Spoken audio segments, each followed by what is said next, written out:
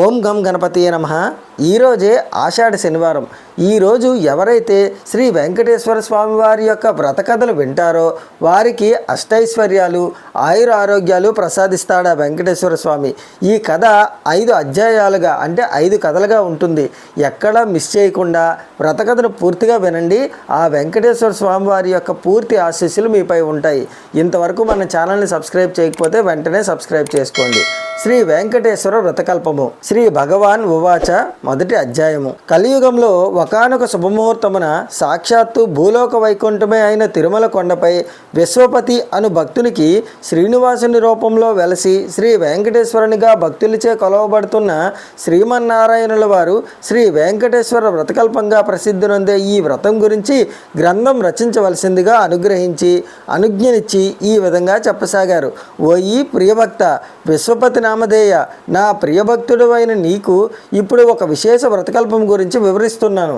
ఈ వ్రతము నాకు అత్యంత ప్రియమైనది, అందరూ ఆచరించుటకు ఎంతో సులభతరమైనది. కలియుగంలో మానవులు తమ తమ పూర్వజన్మ ఫలాలను అనుభవిస్తూ తిరిగి అనేక పాపకర్మలను అనుభవిస్తూ అనేక కష్టాల పాలవుతున్నారు. వీరిలో నా భక్తులైన కొందరు వారి వారి కష్టాలను నివారించవలసిందిగా నన్ను వేడుకుంటున్నారు. ఎన్నో ప్రయాసలు నోర్చి తిరుమల యాత్ర చేసి నన్ను దర్శించుకుంటున్నారు. నా భక్తులంటే నాకు అత్యంత ప్రియం. నా మీదే పూర్తి భారం వేసి ధర్మపదంలో జీవితం గడిపే వారి బాధ్యత నేనే వహిస్తాను. ఇప్పుడు నేను వివరిస్తున్న ఈ వ్రతం శ్రీ వెంకటేశ్వర వ్రతకల్పం అనే పేరుతో ప్రసిద్ధి పొందగలదు. ఈ వ్రతం నాకు అత్యంత ప్రియమైనది. ఈ వ్రతాన్ని భక్తి శ్రద్ధలతో ఎవరైతే ఆచరిస్తారో వారి బాధలన్నీ తక్షణం నివృత్తి కాగలవు. ఈ వ్రతము ఎవరైనను ఎప్పుడైనను ఆచరించవచ్చును. ప్రత్యేకించి మార్గశిర, మాఘ, కార్తీక మాసములందు కానీ, పౌర్ణమి, పంచమి, సప్తమి, ఏకాదశి తిథుల యందు కానీ, శ్రవణ, స్వాతి నక్షత్రముల రోజుల యందు కానీ ఆచరించిన మిక్కిలి ఫలదాయకము. ఈ కలియుగంలో నా భక్తులైన మీరు అనుభవిస్తున్న కష్టములన్నీ నాకు తెలియను. మీరు ఎప్పుడు ఏ కష్టం కలిగినా, ఏ ఆర్థిక సమస్యలు కానీ, ఆరోగ్య సమస్యలు కానీ, ఉద్యోగ వ్యాపార సమస్యలు కానీ కలిగి మనశ్శాంతి లేనప్పుడు ఈ వ్రతము ఆచరించిన ఎడల తక్షణమే ఆ కష్టాలన్నీ తొలగిపోగలవు. మరియు మీ ఇంట ఏ శుభకార్యము తలపెట్టినను ఈ వ్రతము ఆచరించిన ఎడల ఆ శుభకార్యము నిర్విఘ్నంగా జరిగి 1000 రెట్లు శుభప్రదము కాగలదు. ఈ వ్రతం ఆచరించిన వెంటనే సకల సుఖ శాంతులు, అష్టైశ్వర్యములు లభించగలవు. ఉదయమును కానీ సాయంకాలము కానీ ఈ వ్రతము ఆచరించవచ్చును. ఈ వ్రతము 5 అధ్యాయములతో కూడినది.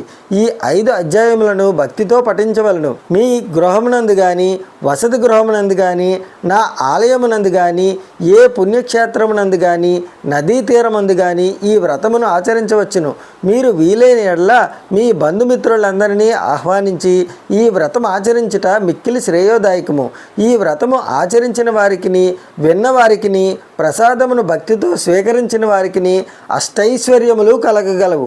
ఈ వ్రతమును పూర్వకాలములో నా ప్రియభక్తులైన ఎందరో మునీశ్వరులు ఆచరించి ఎన్నో దివ్యాశీస్సులు పొందినారు. భూలోకవాసులైన మీ అందరికీ ఈ వ్రతం మిక్కిలి ఆనందప్రదాయిని అయి అనేక శుభములను కలుగజేయును. ప్రశాంత మనస్సుతో నన్నే తలచుకుంటూ ఈ వ్రతము ఆచరించినచో వ్రతఫలము మిక్కిలిగా ఉండగలదు. ఈ వ్రతము ఆచరించే విధానము మిక్కిలి సులభతరము. కలియుగంలో మీరు గల కష్టములన్నీ నాకు తెలియను. అందువలననే అత్యంత కఠోర నిష్ఠతో చేసే తపస్సులకు, యజ్ఞ యాగాదులకు నిత్య ఫలము కేవలం ఈ వ్రతము ఆచరించటం వలనే మీరు పొందగలరు. ముందుగా వ్రతము ఆచరించే ప్రదేశమును చక్కగా శుభ్రపరచుకొనవలను. మండపమును ఏర్పాటు చేసుకొని నా ప్రియ సకులైన శ్రీదేవి భూదేవులతో కూడి ఉన్న నా పటమును మండపంపై ఉంచవలను. మండపమును గోడకు ఆంచి ఉంచవచ్చును. మీకు ప్రియమైన ఇతర దేవతల పటములను కూడా ఉంచుకొనవచ్చును. నవగ్రహ దేవతలను, అష్టదిక్పాలకులను ఆవాహన చేసుకొనవలను. లేదా వారందరికీ మనస్సులోనే నమస్కరించవచ్చును. ముందుగా పసుపు వినాయకుని పూజించవలను. అటు తర్వాత ఈ వ్రతమునందలి 5 అధ్యాయములను భక్తి శ్రద్ధలతో పఠించవలను. ఇదియే ప్రథమాధ్యాయము. మిగిలిన 4 అధ్యాయములకు నాకు అత్యంత ప్రీతిపాత్రులైన విశ్వామిత్ర, వశిష్ఠ, భరద్వాజ, అత్రి మునీశ్వరులు ప్రవచించారు. ఈ 5 అధ్యాయములను పఠించిన తరువాత నాకు ప్రియమైన స్తోత్రములను పఠించవచ్చును.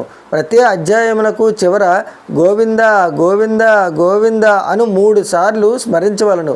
ఈ కలియుగములో సామాన్య మానవులైన మీ అందరి కష్టాలు నాకు తెలియను. కావున మరొక విశేషమును కూడా చెప్తున్నాను. ఈ వ్రతమును ఇంత వివరముగా చేసుకొని శక్తి లేని వారు మీరు ఒక్కరే నా పటము ఎదురుగా ఉంచుకొని విఘ్నేశ్వరునికి, నవగ్రహ దేవతలకు, అష్టదిక్పాలకులకు మనస్సులోనే నమస్కరించి ఈ 5 కథలను పఠించి మీకు వీలున్న ఏ ఫలమునైనా నాకు నివేదించి ప్రసాదముగా సేకరించవచ్చును. ఈ విధంగా చేసినా కూడా మీ కార్యసిద్ధి కాగలదు. మీ కష్టములన్నీ తొలగిపోగలవు. మీకు సకల శుభములు కలుగును. ఎవరైతే ఈ వ్రతము అత్యంత భక్తి శ్రద్ధలతో ఆచరిస్తారో వారి గృహమునకు స్వయముగా నేనే ఏదో రూపంలో వచ్చి ప్రసాదాన్ని స్వయంగా స్వీకరిస్తాను. నా అనుగ్రహము మీ అందరి యందు ఎల్లప్పుడూ ఉంటుంది. శ్రీ స్వామివారి తిమ్మరాజు విశ్వపతి రామకృష్ణమూర్తి విశ్వపతి అను భక్తునికి ఈ విధంగా తనకు అత్యంత ప్రీతికరమై తానెల్లప్పుడూ నివసించే తిరుమల కొండపై ఈ వ్రత విధానము అనుగ్రహించారు. కలియుగవాసులైన మనమందరము ఈ వ్రతమును ఆచరించి శ్రీ వెంకటేశ్వర స్వామి వారి అనుగ్రహమును పాత్రులు కాగలము. ఈ వ్రతమాచరించినంతనే మన కష్టములన్నీ తొలగిపోయి అనేక శుభ ఫలితములు పొందవచ్చును. గోవింద గోవింద గోవింద. ప్రథమోధ్యాయము సమాప్తము. శ్రీ వెంకటేశ్వర వ్రతకల్పంలో 2వ అధ్యాయము. శ్రీ విశ్వామిత్ర ఉవాచ. ఈ అధ్యాయమును మనకు మహాతపస్సంపన్నులైన సాక్షాత్తు శ్రీ విశ్వామిత్రుల వారు అనుగ్రహించారు. ఓ కలియుగవాసులారా, శ్రీనివాసుని ప్రియభక్తులారా, మీరు ఆచరిస్తున్న ఈ శ్రీ వెంకటేశ్వర వ్రతకల్పము అతి పవిత్రమైనది, మహామహిమాన్వితమైనది. కలియుగంలో ఆ శ్రీమన్నారాయణుని కరుణాకటాక్షములు పొందడానికి మిక్కిలి సులభకరము. పూర్వకాలమున అనేక మంది శ్రీవారి భక్తులు ఈ వ్రతమాచరించి తమ తమ అభీష్ట సిద్ధి పొంది ఉన్నారు. ఇంత సులభతరమైన వ్రతకల్పము మనకు అనుగ్రహించిన ఆ శ్రీ వెంకటేశ్వర స్వామి వారికి ముందుగా మనమందరము నమస్కరించవలను. పూర్వకాలమున మగధ సామ్రాజ్యంలో విష్ణుచిత్తుడనే శ్రీవారి ప్రియభక్తుడు ఉండేవాడు. అతనికి 9 మంది స్త్రీ సంతానము కలిగిరి. ఎంతో పాండిత్యము కలిగినను మిక్కిలి పేదరికముతో బాధపడుతుండేవారు. విష్ణుచిత్తుని భార్య తారామణి ఎల్లప్పుడూ శ్రీమన్నారాయణునే ప్రార్థిస్తూ ఉండేది. అప్పుడప్పుడు వివాహాది శుభకార్యముల పౌరోహిత్య కార్యక్రమంలో దక్షిణగా వచ్చేది కొద్ది సొమ్ముతో ఎంతో కష్టాలు పడుతూ కాపురం సాగిస్తున్నారు ఆ దంపతులు. కుమార్తెలకు యుక్త వయస్సు సమీపించింది. తారామతికి ఎప్పుడూ వీరి వివాహం ఎట్లు జరిపించవలన్నా అనే చింత ఉండేది. ఆ శ్రీనివాసుడే ప్రార్థిస్తూ కాలం గడుపుతూ ఉండేది. ఓ శ్రీనివాస భక్తులారా, ఆశ్రిత జన రక్షకుడైన శ్రీ వెంకటేశ్వర స్వామి వారికి తన భక్తులన్న అపార ప్రేమ అని మనందరికీ తెలిసిందే కదా. ఆనాడు మాఘ పౌర్ణమి ఉదయాన్నే ఒక వృద్ధ బ్రాహ్మణుడు విష్ణుచిత్తుని ఇంటి తలుపు తట్టాడు. అయ్యా, నేను వంగదేశపు వాసిని. ఒక యజ్ఞం నిమిత్తము వెళుతూ దారి మధ్యలో ఈ దేశం వచ్చాను. దయచేసి ఈ ఒక్కరోజు మీ ఇంట్లో ఉండనిచ్చినచో తిరిగి రేపు ఉదయమునే వెళ్ళిపోగలను అని విష్ణుచిత్తుని అర్థించాడు. అందులకు విష్ణుచిత్తులు, స్వామి, అంతకు మించిన అదృష్టం ఏమున్నది? అతిథి సాక్షాత్తు శ్రీమన్నారాయణునితో సమానమని మన పురాణాలు ఘోషిస్తున్నాయి కదా. తమరు ఎటువంటి సంకోచము లేకుండా మా ఇంటిలో తప్పక ఉండవలసింది అని ఆ ముసలి బ్రాహ్మణుని లోనికి తీసుకొని సపర్యలు గావించాడు. ఆ రోజు మధ్యాహ్నం భోజనానంతరం ఆ వృద్ధ బ్రాహ్మణుడు తారామతితో ఇలా అన్నాడు. ఏమమ్మా, దిగాలుగా ఉన్నావు? ఏమిటి నీ బాధ? ఏమి సంకోచించకుండా చెప్పు అన్నాడు. అప్పుడు తారామతి, స్వామి, తమరు మహాతపస్సంపన్నులు, తేజస్సులో సాక్షాత్తు ఆ వైకుంఠవాసిని మాదిరిగా ఉన్నారు. మీ వద్ద దాచేదేమున్నది? నా మనోవ్యదంతా నా పుత్రికల వివాహము గురించి అని విన్నవించుకుంది. అంతటా విప్రోత్తముడు చిరునవ్వు నవ్వి, తల్లి, నీ బాధ నేను గ్రహించితిని. నీ కష్టములన్నీ తొలగిపోయి కుమార్తెలకు శుభప్రదముగా వివాహము కాగలుగుటకు ఒక అద్భుతమైన వ్రతము మీకు చెప్పెదను. ఈ వ్రతము ఆచరించిన మీ కష్టములన్నీ పటాపంచలు కాగలవు. శ్రీ వెంకటేశ్వర వ్రతమును ఈ వ్రతము మిక్కిలి సులభతరము అని చెప్పి ఆ వ్రత విధానమంతయు ఆ దంపతులకు వివరించాడు. అంతటి విష్ణుచిత్తుడు, స్వామి, మహాసంతోషం. ఇంతకు మించిన మహాభాగ్యం ఏముంటుంది? ఎన్నో రోజులు ఎందుకు, శుభస్య శీఘ్రం అన్నారు కదా మన పెద్దలు. ఈరోజు మాఘ పౌర్ణమి, ఎంతో శుభదినము. ఈరోజే తమరు సెలవిచ్చిన శ్రీ వెంకటేశ్వర వ్రతమును ఆచరించదము అని విష్ణుచిత్తులు తారామణి దంపతులు దంపతులిద్దరూ తమ కుమార్తెలందరితో కలిసి ఈరోజు సాయంకాలం నుండే బంధుమిత్రులను పిలుచుకొని శ్రీ వెంకటేశ్వర వ్రతమును అత్యంత భక్తి శ్రద్ధలతో ఆచరించారు. వచ్చిన భక్తులందరూ వ్రతం పూర్తయిన పిమ్మట తీర్థ ప్రసాదములు స్వీకరించి తమ తమ గృహాలకు వెళ్ళిరి. అప్పుడు విష్ణు చిత్తుల వారు భార్యా సమేతముగా ఆ బ్రాహ్మణోత్తమునికి పాద నమస్కారము గావించి తమ దంపతులను ఆశీర్వదించవలసిందిగా వేడుకున్నాడు. అప్పుడు ఆ బ్రాహ్మణోత్తముడు వ్రత తీర్థ ప్రసాదములు తానును స్వీకరించి మనోభీష్ట సిద్ధిరస్తు, శ్రీ లక్ష్మీ శ్రీనివాస కటాక్ష సిద్ధిరస్తు అని ఆశీర్వదించాడు. ఇంతలో చీకటి పడి నిద్రా సమయమైనది. అంతట విష్ణుచిత్తుడు ఆ బ్రాహ్మణునికి ఒక చిరిగిన దుప్పటిని ఇచ్చి కన్నీళ్లు పర్యంతంగా, స్వామి, కడు భేదవాడనైన నా వద్ద ఇంతకు మించి మంచి దుప్పటి లేదు. ఈ రాత్రికి నన్ను క్షమించి దీని అందే విశ్రమించవలసింది అని వేడుకున్నాడు. అందుకు ఆ బ్రాహ్మణుడు చిరునవ్వు నవ్వి ఏమీ చింతించవలసినది లేదని చెప్పి తను బయట వసారాలో పడుకుంటానని చెప్పాడు. కొద్దిసేపటికే అందరూ నిద్రకు ఉపక్రమించారు. రాత్రి 4వ జామున ఉరుములు మెరుపులతో పెద్ద వర్షం మొదలైంది. అంతా కటిక చీకటి, గాఢాంధకారంలో కంటికి ఏమీ కానరావట్లేదు. విష్ణు చిత్తునికి బయట పడుకున్న ఆ ముసలి బ్రాహ్మణుడు ఎలా ఉన్నాడో అని బెంగగా ఉంది. కానీ ఈ గాఢాంధకారంలో ఏమీ కనిపించక ఎప్పుడెప్పుడు తెల్లవారుతుందా అని ఆ రాత్రి గడిపారు ఆ కుటుంబం అంతా. ఇంతలో తెల్లవారింది. వాన తేలిక పడింది. బయట బ్రాహ్మణుడు ఏమైనాడో, ఎంత బాధపడ్డాడో అనుకుంటూ బయటకు వచ్చిన ఆ దంపతులకు అద్భుత దృశ్యం కనిపించింది. అక్కడ విప్రోత్తముడు లేడు. చిరిగిన దుప్పటి స్థానంలో పట్టు పీతాంబరం ఉంది. ఆ పీతాంబరంపై శ్రీ వెంకటేశ్వర స్వామి వారి విగ్రహం చిరునవ్వుతో కనిపించింది. జరిగిందంతా ఆ దంపతులకు అర్థమైంది. వారి ఆనందానికి అవధులు లేవు. వచ్చింది సాక్షాత్తు ఆ శ్రీమన్నారాయణుడే. ఆహా, ఏమి మన భాగ్యము! కానీ ఆ స్వామి వారిని గ్రహించలేకపోతేమే. చివరికి చినిగిన దుప్పటి ఇచ్చినామే అని తలుస్తూ శ్రీ స్వామివారి విగ్రహాన్ని కళ్ళ ముందుకు తెచ్చుకొని ఇంట్లోకి వచ్చారు. ఇల్లంతా స్వర్ణమయంగా కనిపించింది. అంతటా ధనరాశులే. ఆహా, శ్రీ వెంకటేశ్వర స్వామి వారి వ్రతకల్ప మహత్యము వలన కదా ఇదంతయు జరిగినది అని ఆ స్వామిని అనేక విధాల స్తుతించారు. చూసారా, సాక్షాత్తు శ్రీ స్వామివారే ఆ భక్తుని ఇంటికి అతిథి రూపంలో వచ్చి వ్రత విధానము చెప్పడమే కాకుండా తీర్థ ప్రసాదాలు కూడా తానే స్వయంగా స్వీకరించారు. శ్రీ స్వామివారు అంతటి కరుణామయుడు. ఎవరైతే భక్తి శ్రద్ధలతో ఈ వ్రతమాచరిస్తారో వారింటికి తానే స్వయంగా ఏదో రూపంలో తప్పక వస్తాడు. మీరందరూ కూడా ఈ వ్రతాన్ని ఆచరించి స్వామి కరుణా కటాక్షాలు పొందండి. శ్రీ లక్ష్మీ శ్రీనివాస కటాక్ష సిద్ధిరస్తు అని విశ్వామిత్రుల వారు సెలవిచ్చారు. గోవింద గోవింద గోవింద. 2వ అధ్యాయము సమాప్తము. శ్రీ వెంకటేశ్వర వ్రతకల్పము 3వ అధ్యాయము శ్రీ వశిష్ఠ ఉవాచ. ఈ అధ్యాయాన్ని మహాతపోనిష్టాగరిష్ఠులైన శ్రీ వశిష్ఠ మునీశ్వరుల వారు శ్రీమన్నారాయణుల వారి అనుగ్రహంతో మనకు వివరించారు. ఓ కలియుగవాసులారా, శ్రీనివాసుని ప్రియభక్తులారా, వైకుంఠంలో శ్రీమన్నారాయణుడే నేటి తిరుమల శ్రీ వెంకటేశ్వరుడు. కలియుగవాసులైన మీ అందరి కష్టాలను తీర్చడానికి స్వామి మీకు అతి చేరువలో ఈ తిరుమల కొండపై అవతరించారు. ఆ స్వామివారిని ప్రసన్నం చేసుకోవడానికి ఈ వ్రతం మిక్కిలి సులభతరం. ఈ వ్రతం భక్తి శ్రద్ధలతో ఆచరించిన వారు సకల సౌభాగ్యాలను అనుభవిస్తారు. పూర్వకాలంలో అవంతి దేశంలో భాగ్యనగరం అనే పట్టణం ఉండేది. పేరుకు తగినట్లుగా ఆ పట్టణంలో అనేక మంది భాగ్యవంతులు ఉండేవారు.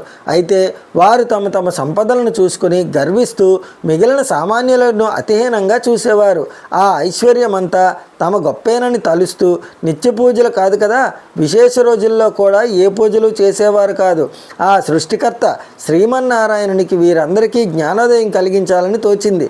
ఒక రోజున ఆ ధనవంతులందరూ అనేక విందు విలాసాలలో మునిగి తేలుతున్నారు. ఆ పట్టణ తూర్పు వీధిలో గల శ్రీ లక్ష్మీనారాయణ ఆలయంలో కనీసం దీపం వెలిగించే నాదుడు కూడా కరువయ్యాడు. ఆ రోజు తొలి ఏకాదశి అత్యంత పర్వదినం. కానీ ఆ పట్టణంలో ఒక్కరూ కూడా ఆ ఆలయానికి పూజాధికాలు నిర్వర్తించాలని ఆలోచించట్లేదు. సాయంత్రం ఉన్నట్టుండి దట్టమైన మబ్బులు కమ్ముకున్నాయి. బ్రహ్మాండమైన కుంభవృష్టి. వ్యాపారులందరి ఇల్లు నీట మునిగిపోయాయి. అంతా గాఢాంధకారం. తెల్లవారేసరికి ఊరంతా నేలమట్టమైంది. వ్యాపారుల ఇళ్ళన్నీ కూలిపోయాయి. అన్ని ఐశ్వర్యాలు పోయి చివరికి కట్టుబట్టలతో మిగిలారు. ఎందుకీ ఉపద్రవం, ఎందుకీ జలప్రలయం, ఎవరికీ అంతుపట్టట్లేదు. అంతలో వారికి ఒక విశేషం కనిపించింది. ఊరి చివరన ఉండే పూరిపాకల చెక్కు చెదరకుండా ఉన్నాయి. వారికి ఆశ్చర్యం కలిగింది. ఇంత కుంభవృష్టిలోనూ ఈ పూరిపాకలు ఎలా ఉన్నాయి అని వారిలో వారు అనుకుంటుండగా ఇంతలో ఒక పెద్ద మెరుపు మెరిసింది. ఆకాశవాణి ఇలా పలికింది, ఓ మూర్ఖులారా, మీ సంపదలన్నీ మీ గొప్పతనమని తలుచుకోవడం వలనే ఇలా జరిగింది. ఆ పూరి గుడిసెల్లో నివసించే దేవయ్య నాకు ప్రియభక్తుడు. అతి సామాన్యుడైన దేవయ్య ప్రతిరోజు మీ ఊరిలోనే శ్రీ లక్ష్మీనారాయణ ఆలయంలో దీపం వెలిగిస్తున్నాడు. అంతేకాక ప్రతి ఏకాదశి నాడు తనకు వీలున్నంతలో శ్రీ వెంకటేశ్వర వ్రతకల్పాన్ని నిర్వర్తిస్తున్నాడు. ఆ వ్రత ఫలితంగానే తనతో పాటే ఆ గుడిసెల్లోని వారందరూ రక్షించబడ్డారు. మీరందరూ కూడా ఆ వ్రతం ఆచరించిన ఎడల మీ ఐశ్వర్యాలను తిరిగి పొందగలరు అని వినిపించింది. వెంటనే వారందరూ ఆ ఆలయానికి వెళ్ళి తక్షణమే అందరూ తలొక పనికి పూనుకొని శ్రీ వెంకటేశ్వర వ్రతకల్పాన్ని ఆచరించారు. ఆ వ్రత ఫలితంగా అందరి గృహాలు పూర్వరూపంలో కనిపించాయి. అది మొదలు ఆ వర్తకులందరూ శ్రీవారి భక్తులై ప్రతి ఏకాదశి నాడు శ్రీ వెంకటేశ్వర వ్రతకల్పాన్ని ఆచరిస్తూ బతికినంతకాలం సుఖ సౌభాగ్యాలతో ఉండి చివరికి ముక్తిని పొందారు అని శ్రీ వశిష్ఠుల వారు వివరించారు. గోవింద గోవింద గోవింద. 3వ అధ్యాయం సమాప్తం. శ్రీ వెంకటేశ్వర వ్రతకల్పం 4వ అధ్యాయం. శ్రీ భరద్వాజ ఉవాచ. శ్రీమన్నారాయణుని అత్యంత ప్రీతికరమైనటువంటి ఈ శ్రీ వెంకటేశ్వర వ్రతకల్పములోని 4వ అధ్యాయం మహామునీశ్వరులు శ్రీ భరద్వాజ మహర్షుల వారు ఈ విధంగా చెబుతున్నారు. ఓ కలియుగ వాసులారా, శ్రీమన్నారాయణ ప్రియభక్తులారా, మీరు ఆచరిస్తున్నటువంటి శ్రీ వెంకటేశ్వర వ్రతకల్పము అద్భుతమైనది. మీ కోరికలన్నింటినీ తక్షణమే తీర్చగల ఉపాయము శ్రీ వెంకటేశ్వరుని ప్రసన్నుని గావించుకోవడానికి అత్యంత సులభ మార్గము ఇదియే. మీ అందరి అనుగ్రహించడానికి సాక్షాత్తు ఆ వైకుంఠవాసుడే కలియుగంలో తిరుమల కొండపై శ్రీనివాసుడిగా వెలశాడు. ఎన్నో జన్మల పుణ్యఫలం చేత గాని తిరుమల కొండపై కాలు పెట్టడం సాధ్యం కాదు. స్వామి దర్శనం సాధ్యం కాదు. ఇదే విధంగా ఈ శ్రీ వెంకటేశ్వర వ్రతకల్పము ఆచరించే సంకల్పం కలుగుట కూడా ఎంతో పూర్వజన్మ పుణ్యఫలం వలనే కానీ సాధ్యం కాదు. ఆచరిస్తున్నవారు, కథలు విన్నవారు, ప్రసాదము స్వీకరించిన వారు శ్రీవారి కృపకు పాత్రులై ఎంతో మహాభాగ్యం పొందుదురు. పూర్వకాలమున నగరి అనే గ్రామంలో ధనగుప్తుడనే వ్యాపారుడు ఉండేవాడు. అతడు మహాలోభి. ఎంత ఐశ్వర్యములు సంపాదించినను అతని లోభితనములకు అంతు లేకుండెను. ఈ ఐశ్వర్యమంతయు తన గొప్పయే అనుకుని విర్రవీగడివాడు. ఎంతటి వారైనను ఈ అహంకారమే గదా అదో పాతాళానికి త్రోసివేయినది. ధనగుప్తుని భార్య కాంతిమతి మాత్రము ఎంతో భక్తి శ్రద్ధలు కలిగిన ఉండెను. వారికి 3 పుత్రికలు. చివరి పుత్రిక కుమారికి దైవభక్తి ఎక్కువగా ఉండేది. ఎల్లప్పుడూ ఆ శ్రీనివాసునే తలస్తూ ఉండేది. తండ్రికి తెలియకుండా వీలున్నప్పుడల్లా శ్రీ వెంకటేశ్వర స్వామి వారి ఆలయానికి వెళ్ళి స్వామిని దర్శించుకొని వస్తూ ఉండేది. ఇంటికి తీసుకువచ్చిన ప్రసాదాన్ని అందరూ స్వీకరించిన తండ్రి మాత్రం ఎప్పుడూ తీసుకునేవాడు కాదు. భర్త యొక్క ఈ ప్రవర్తనకు కాంతిమతి మిక్కిలి చింతించినది. ఒకరోజు కుమారి తన స్నేహితుల ఇంట శ్రీ వెంకటేశ్వర వ్రతము జరుగుతున్నదని తెలుసుకొని తాను కూడా వ్రత కథలను వినుదామని వెళ్ళినది. వ్రతం పూర్తి అయ్యేసరికి మిట్ట మధ్యాహ్నం అయినది. ప్రసాదము తాను స్వీకరించి కొంచెం పట్టుకొని ఇంటికి బయలుదేరినది. మార్గమధ్యమునకు వచ్చేసరికి ఎండ తీవ్రత ఎక్కువైనది. ఎక్కడైనా కొంచెం దాహం తీర్చుకుందామని తలుచుకోగానే ఆ పక్క వీధిలోనే తన తండ్రి అంగడి ఉందని గుర్తొచ్చింది. ఆ అంగడికి వెళ్ళి ఈ వ్రతము గురించి తండ్రికి చెప్పకుండా నీళ్లు తాగడం మొదలుపెట్టింది. తండ్రి కోపగించుకుంటాడనే భయంతో కంగారుగా దాహం తీర్చుకొని వడివడిగా ఇంటి దారి పట్టింది. ఈ హడావుడిలో కుమారి ప్రసాదం పొట్లం దుకాణంలోనే మర్చిపోయి వదిలివేసింది. ఇంతలో ఆ బజారులో ఒక్కసారిగా అలజడి మొదలైంది. ప్రజలందరూ హాహాకారాలు పెడుతూ పరిగెడుతున్నారు. పెద్ద అగ్ని ప్రమాదం సంభవించి ఆ వీధిలోని అంగళ్ళు అగ్నిదేవుని ప్రతాపానికి ఆహుతి కాగసాగాయి. అసలే మిట్ట మధ్యాహ్నం. దానికి తోడు తీవ్రమైన వడగాలి. ధనగుప్తుడి శరీరం భయంతో కంపించింది. ఇంకొద్ది క్షణాల్లో తన కళ్ళ ఎదుటే తన అంగడి కూడా బూడిద కావాల్సిందే. ఈ ఆలోచనతో చేతులు వణికిపోతున్నాయి. అంగడి నుంచి అందరూ బయట పరుగులు తీశారు. కానీ తాను ఉండిపోయాడు. విడిచిపోబుద్ధి కావట్లేదు. ఉంటే తాను మసైపోగలడు. ఈ కంగారులో చేతికి ఏదో పొట్లం తగిలింది. ఏ ఆలోచనలో లేకుండా తీసి నోట్లో వేసుకున్నాడు. తీయగా అనిపించింది. అంతేకాదు మనస్సు కొంచెం స్థిమిత పడ్డట్టు కూడా తోచింది. అప్పుడే ఒక అద్భుత సంఘటన జరిగింది. మంటలన్నీ ధనగుప్తుడి ముందు దుకాణం వద్దే ఆగిపోయాయి. ఒక్క నిప్పురవ్వ కూడా తన దుకాణంపై పడలేదు. ఏమీ ఈ విచిత్రం, ఏమీ ఈ మాయ? ధనగుప్తుడి నోట మాట రాలేదు. ఇంతలో ఈ వీధిలో అగ్ని ప్రమాదం జరుగుతుందని ఇంటిలో తెలిసి భార్య కాంతిమతి కుమార్తెలతో సహా భయాందోళనలో ఆ శ్రీనివాసుని ప్రార్థిస్తూ అక్కడికి వచ్చారు. అంగడి వరకు వచ్చిన మంటలు పక్కనే ఉన్న అంగడి వద్దే ఆగిపోవడం చూసి సంభ్రమాశ్చర్యాలకు లోనయ్యారు. అప్పుడు కుమార్తెకు తాను అంగడిలో మరిచిపోయిన పొట్లం గుర్తుకు వచ్చింది. ధనగుప్తుడు అంతకు ముందు తాను తిన్నది ఆ పొట్లంలోని పదార్థాన్ని గ్రహించాడు. కుమారి ఆ పొట్లం శ్రీ వెంకటేశ్వర స్వామి వారి ప్రసాదమని, తాను వ్రతంలో పాల్గొనడం అంతా వివరించింది. తాను స్వీకరించిన ఆ ప్రసాద మహత్యం వల్లనే తాను ఆ ప్రమాదం నుంచి బయటపడినట్లు ధనగుప్తుడు గ్రహించాడు. శ్రీవారిని క్షమించమని చెంపలు వేసుకున్నాడు. సాయంకాలమే ఊరి వారందరినీ పిలిచి శ్రీ వెంకటేశ్వర వ్రతకల్పము భక్తి శ్రద్ధలతో ఆచరించాడు. అప్పటి నుండి ఆ వర్తకుడు పూర్తిగా స్వామివారి సేవలకే శేష జీవితాన్నంతా గడిపి చివరికి ముక్తిని పొందాడు. కేవలం ప్రసాదాన్ని స్వీకరించినంతనే ఆపద నుండి బయటపడ్డాడో చూశారు కదా. ఈ వెంకటేశ్వర వ్రతమహత్యము అంతటి అద్భుతమైనది. మీరందరూ వీలున్నప్పుడల్లా ఈ వ్రతమాచరించి శ్రీనివాసుని కృపకు పాత్రులు కావాల్సింది అని భరద్వాజుల వారు అనుగ్రహించారు. గోవింద గోవింద గోవింద. 4వ అధ్యాయము సమాప్తము. శ్రీ వెంకటేశ్వర వ్రతకల్పము 5వ అధ్యాయము. శ్రీ అత్రి ఉవాచ. భూలోక వైకుంఠమే తిరుమల తిరుపతి. తిరుమలలో సమానమైన పవిత్ర ప్రదేశం కానీ, శ్రీ వెంకటేశ్వరునితో సమానమైన దైవం కానీ ఇంతకు ముందు లేడని, ఇక ముందు ఉండబోడని పురాణాలు ఘోషిస్తున్నాయి. శ్రీనివాసునిగా వెలసిన శ్రీమన్నారాయణునికి తన భక్తులంటే అలవిమాలిన ప్రేమ. ఎవరైతే తన మీదే పూర్తి భారం వేసి నిత్యం తననే స్మరిస్తూ సత్ప్రవర్తన కలిగి జీవిస్తారో వారి యోగక్షేమాలు తానే వహిస్తాడు. అంతటి దివ్యదేవుని ప్రసన్నం చేసుకొనడానికి అత్యంత సులభతరమైన మార్గం ఈ వెంకటేశ్వర స్వామి వ్రతకల్పం. ఈ అద్భుత వ్రతకల్పంలోని 5వ అధ్యాయాన్ని మహాతపస్సంపన్నులైన శ్రీ అత్రి మహర్షుల వారు ఇలా అనుగ్రహించారు. నాయనలారా, శ్రీనివాసుని ప్రియభక్తులారా, కలియుగవాసులైన మీ అదృష్టం చెప్పలేనిది కానిది. కృత, త్రేత, ద్వాపర యుగాలలో ఎంతో కఠోర నియమనిష్టలతో ఆరాధిస్తే గాని ప్రసన్నం కాని శ్రీమన్నారాయణుడు కలియుగంలో కేవలం నామస్మరణతోనే మిమ్మల్ని అనుగ్రహిస్తున్నాడు. ఆర్తితో పిలిచిన వారి చెంత తక్షణం ఉంటాడు. అంతటి కరుణామూర్తి శ్రీనివాసుడు. తిరుమల క్షేత్రమంతా సాలగ్రామమయమే. ఆ పవిత్ర కొండపై మీరు వేసే ప్రతి అడుగు ఎన్నో జన్మల పుణ్యఫలం. పూర్వకాలంలో కౌమార దేశంలో మిత్రుడు అనే చాకలి ఉండేవాడు. అతడు తన కులవృత్తిని నిర్వర్తిస్తూ వీలున్నంతలో దాన ధర్మాలు గావిస్తూ ధర్మపరంగా జీవిస్తుండేవాడు. కానీ అతడి దిగులంతా అతనికున్న అవిటితనమే. కాలు అవిటితనమే కావడం చేత ఉడికిన బట్టలను మామూలు కట్టి ఇంటింటికి తిరిగి ఇవ్వడం చాలా కష్టంగా ఉండేది. దానికి తోడు గంపెడి సంసారం. కష్టపడకపోతే పూట గడవదు. ఎల్లప్పుడూ ఆ శ్రీనివాసునే ప్రార్థిస్తూ ఉండేవాడు. ఏదో ఒక రోజున ఆ స్వామి తనను కరుణిస్తాడన్న నమ్మకంతో జీవనం సాగిస్తున్నాడు. భక్తజన సులభుడైన శ్రీమన్నారాయణుడు ఇదంతా గమనిస్తూనే ఉన్నారు. ఎవరికైనా వారి పూర్వజన్మ కర్మ నివృత్తి అయ్యే సమయానికి శ్రీనివాసుడే ఏదో రూపంలో వచ్చి తన భక్తులకు తప్పక ఆదుకుంటాడు. ఒకరోజు సాయంకాలం నాడు రోజులాగే మిత్రుడు చాకిరేవు నుండి బట్టల మూటతో పట్టణానికి రొప్పుతూ తిరిగి వస్తున్నాడు. ఇంతలో మార్గమధ్యంలో వాడికి ఒక ముసలి బ్రాహ్మణుడు తారసిల్లాడు. సహజంగా భక్తి శ్రద్ధలకు అలవాడు అవడం చేత మిత్రుడు భుజం మీద మూటలు కింద పెట్టి ఆ బ్రాహ్మణునికి నమస్కరించాడు. అంతటా విప్రోత్తముడు, నాయనా, ఈ అవిటికాయలతో ఎంతో బాధపడుతున్నావు. నీ బాధ చూడడానికే కష్టంగా ఉంది. నువ్వెంత కష్టపడుతున్నావో కదా అని అన్నాడు. అప్పుడు మిత్రుడు, స్వామి, మీరెవరో మహానుభావులాగా ఉన్నారు. గంపెడి సంసార భారం చేత నాకు ఈ పని తప్పటం లేదు. ఈ అవిటితనం పోయే మార్గం ఏదైనా సెలవియ్యవలసింది అని విన్నవించుకున్నాడు. అప్పుడు ఆ ముసలి బ్రాహ్మణుడు, నాయన, తప్పక చెబుతాను, సావధానంగా విను.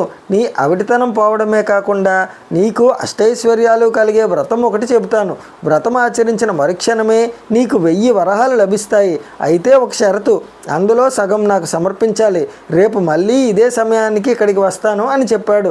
అప్పుడు మిత్రుడు, స్వామి, ఇంతకు మించిన మహాభాగ్యం ఏముంటుంది?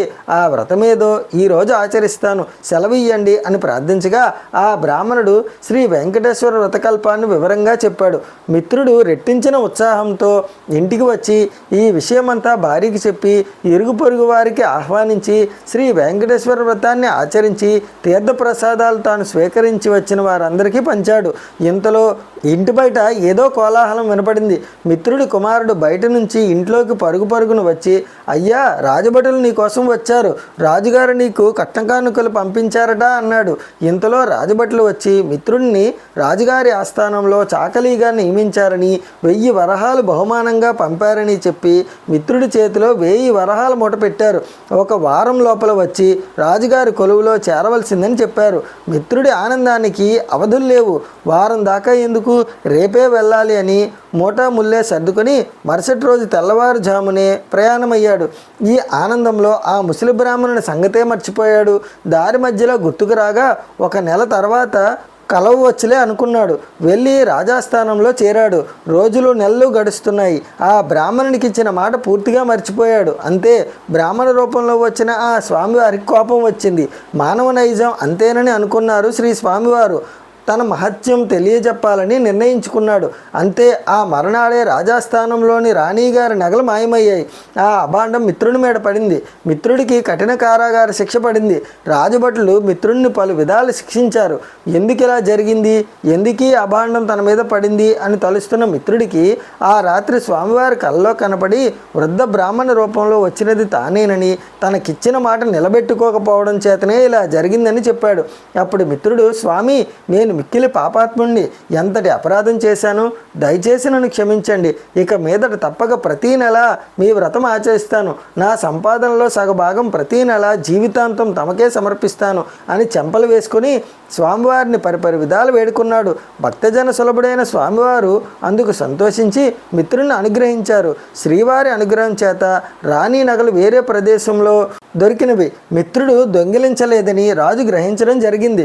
మిత్రుడిని కారాగారం నుండి వదిలివేశారు. ఇప్పటి నుండి మిత్రుడు స్వామివారికి ఇచ్చిన మాట ప్రకారం ప్రతీ నెల శ్రీ వెంకటేశ్వర వ్రతం ఆచరిస్తూ తన సంపాదనలో సగభాగం స్వామివారికే సమర్పిస్తూ కలకాలం సుఖంగా జీవించి చిగురున ముక్తిని పొందాడు అని అత్రి మహర్షి వారు సెలవిచ్చారు. గోవింద గోవింద గోవింద. పంచమోధ్యాయము సమాప్తము. శ్రీ వెంకటేశ్వర వ్రతకల్పము సమాప్తము.